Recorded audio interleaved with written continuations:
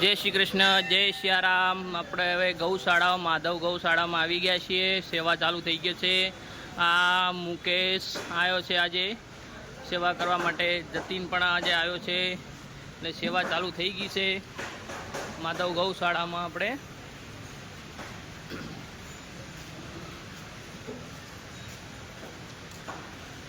શેઠ ત્યાં દર્શન કરે છે મહાદેવને। चालू से सेवा कामकाज सरस काम थई रह्यु छे।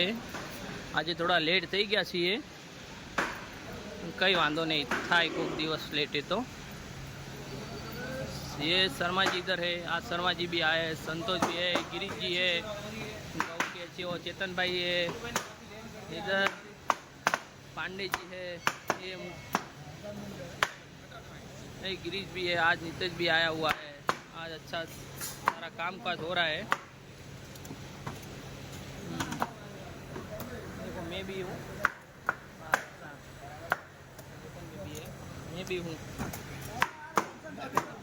हाँ बोलना पड़ना। अच्छा हो रहा है काम काज, थोड़ा लेट हो गया है पर काम हो रहा है, हो गया। चलो तो कोई बात नहीं, कभी कभी लेट हो जाता है।